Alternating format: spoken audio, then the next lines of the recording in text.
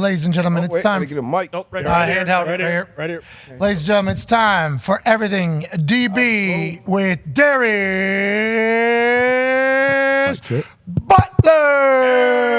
Mike, let me get that AQ. Yeah, AQ. Oh, yeah. Q, let him professor, bro. It's on? AQ. Oh, yeah, it's on. Okay, Here here it we sound go. great? Let's get right to it. As Hitman talked about, Devon Witherspoon, having a great rookie year so far. Top 5, top 6 pick.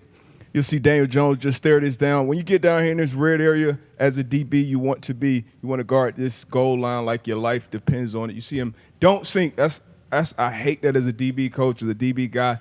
Don't ever sink in the end zone. Always stay on that goal line. He's going to look right at you, stick route. He's going to bounce back, boom, get it in your hand, make something special happen. What you going to do He with does. Get to the crib, house call. After the quarterback, got to cut back. Paris Campbell fast, got to outrun him. Big play for the Rook on prime time. Let's get to the next one. Is Danny Dimes the problem? Danny Dimes a problem, but he ain't the only problem. There's a lot of problems. The O-line's terrible, health, but you can't stare down guys, which he does. And I can't blame him because you barely can get to the second, third guy when you. This was the one that Dable threw the Microsoft Surface. What did what are you looking at? Because there was a guy that I think it was Waller that came late at the back of the end zone, but you know. Everyone was saying he was wide open also, but he really wasn't. What do you think about that? It's a different view. Like AQ says, everybody's got the answers in the AC and the clicker in their hands. But that I wouldn't say is necessarily wide open. Bobby Wags is in the window.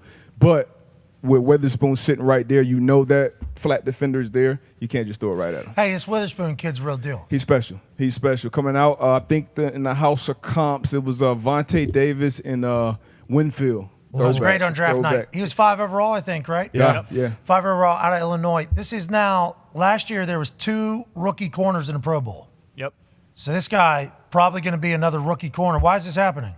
I mean, they're good. They're just coming in ready to play. Sauce came in ready to play last year. Stingley, he went, 3 last year? Yeah, he's been banged up. Guys are coming in. Tariq Woolen was a 5th-round pick? 6th-round pick? He's had damn near all-pro season. Guys are just coming in ready to play. Speaking of ready to play, Micah Hyde and his whole Buffalo Bills defense, like they obviously study film. Sean McDermott got them flying around. They're multiple. They play zone. They play man. They blitz. Right here and there in the zone coverage is 2 deep shell coverage.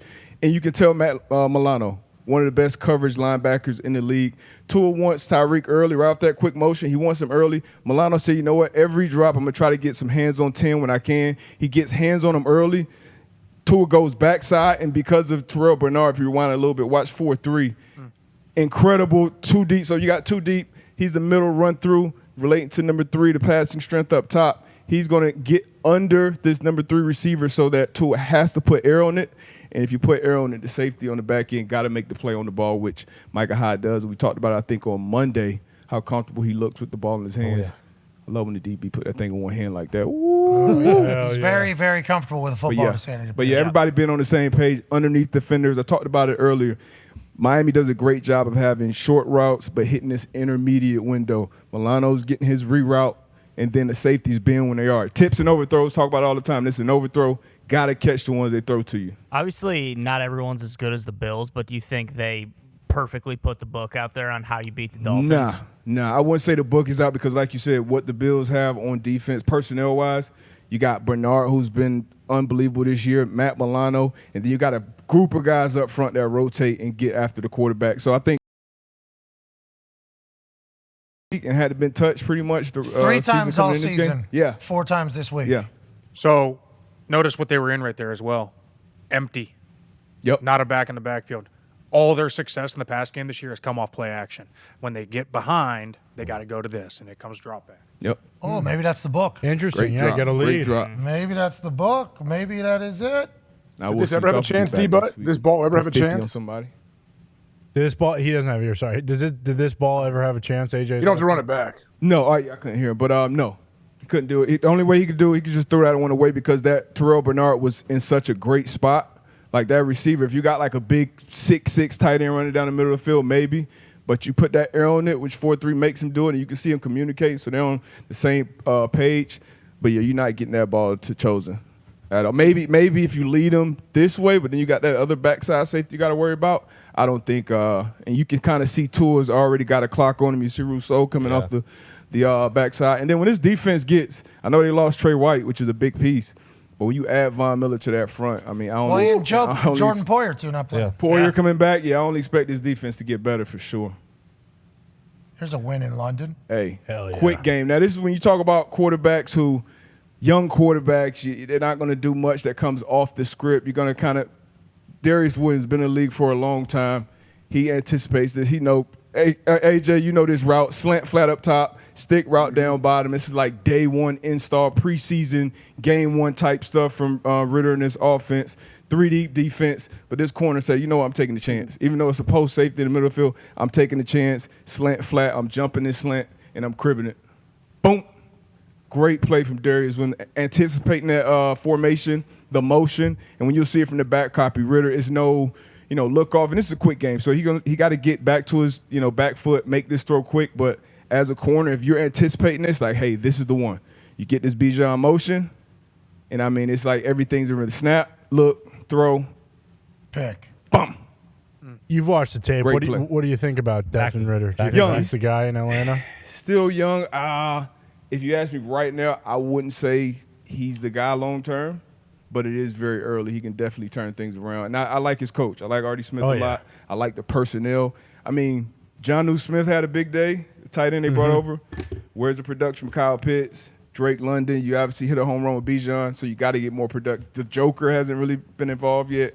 You got to get more production out of those. But it always starts with the quarterback. We talked about it yesterday. It always starts with that position. All right, so kind of theme of the week, that was a good D. Now we're on to bad D. You guys had a front row seat to one of them, but bunches, man.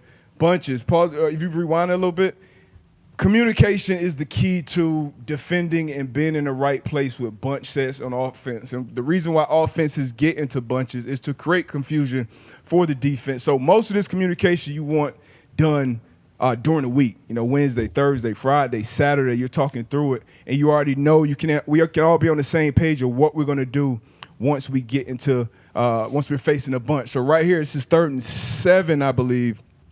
And you can see the nickel right here.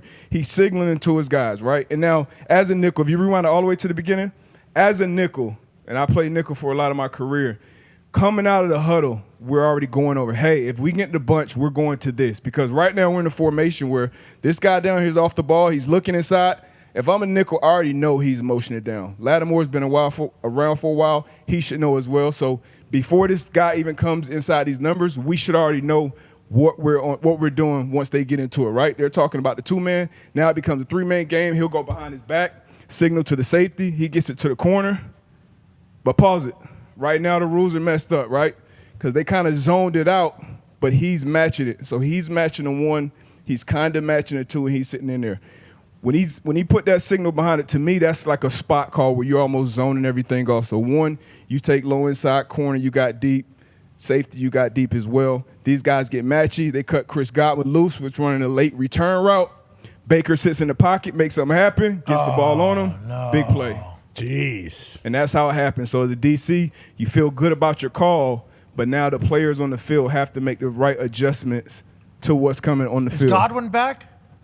Godwin's good. Godwin's back. He's back. He's playing more outside this year than previous years. Been playing more inside, but he's back. And he's been great on 3rd down. You see a lot of these throws on tape, too, where he's standing there taking hits and still delivering the ball. Baker, super smart. Yeah.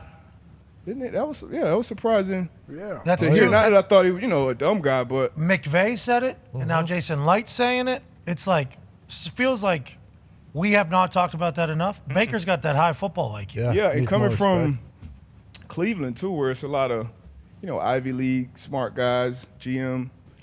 Maybe he was too smart. Yeah, maybe that's why. Maybe you would think, you would have heard that before, but it's interesting. Oh, But he's playing good ball. Maybe it's because he was too smart, and he's from Oklahoma, and the Ivy Leaguers Bingo. Yeah, probably. didn't like it. guy. They felt a little disrespect. Putting it It together. was because he planted the flag in Ohio.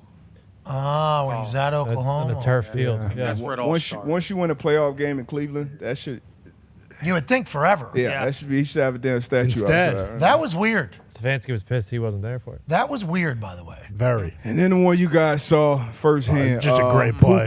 Puka Nacua there, obviously the go-to guy on this team. But once again, defensively, you're getting a bunch. This is overtime. This is 3rd and 4.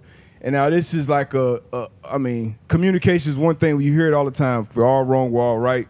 They didn't have whatever plan. Believe a corner got hurt, Flowers got hurt, so you're going to have different guys in there. But rewind it to the beginning, you can see communication once again between the nickel and the corner. And then post-snap, you see communication, which is never good. And also what the Rams do here a great job of is this point guy. Usually the point guy in the bunch is the guy running the deep route.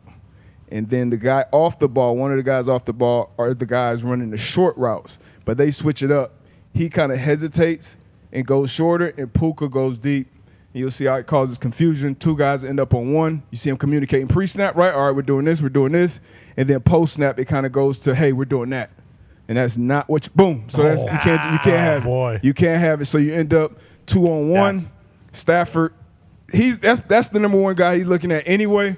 You see the delay from the point guy. You see Puka going inside. You see Tutu Atwell, clearing it out, speed guy. Not what you want as a defense. But how hard is that for the game, for the gusto? How hard is that when they stack each other? Gets in there. But once again, those Hey, how hard is that whenever they stack each other? Says AJ. Oh, that's tough. That's really tough because once again, they're doing it for a reason. And at 3rd and 4s, you can anticipate. And once again, though, as a DB, especially as a nickel, that's why usually young guys, you don't put them in there because of so much communication, so much preparation. That's another reason why Devon Witherspoon getting bumped inside and playing so great is a big deal.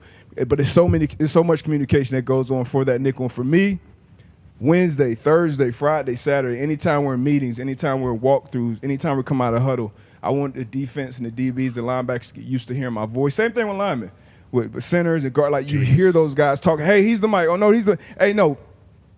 Hey, shut – no, 50. We're going to 50. So, like, you need to have that kind of command over what's going on in the back end if you're that nickel to avoid, indecision. Because you got to have conviction about what you're doing. Also, have a chance. Overtime. Guess who's not on the field? Oh, that's weird. Shaq. 5'3". He was introed last, D-But, when he came out starting defense. Introed last. Yeah, it's a big deal. Wasn't on the field 3rd down or 4th down. Also a big deal. But ramping up, he's going to be good by mid-November. So that's what they said. That's what Gus Bradley said, right? Yeah. That's interesting. This is your guy that's making, 20 a year, which he earned, walking turnover every time he's on the field. Yep. And he missed all last year, right? And kind of some of the year before, so you would expect him to be back healthy. I guess they're trying to move him along slowly, but, hate to see that. Got to see 5'3" on the field. Agreed. There was 3rd downs, and I'm, like, looking on the field, scanning, and I looked at the sideline, and he's standing right there. I'm like, it's 3rd down. There must have been a package. They must run hurry up. And then there was a 4th down play. I'm like, okay, here we go. Yeah, go. This is about – not on the field still. I'm like, what this guy just got introed last. Yeah. What the hell is happening? Highest paid players you got. I guess he's still getting back into it. I don't know if he feels that way. I assume he thinks he should be out there. I hope so. But Coach got a good football team. Yeah. And we got a good show.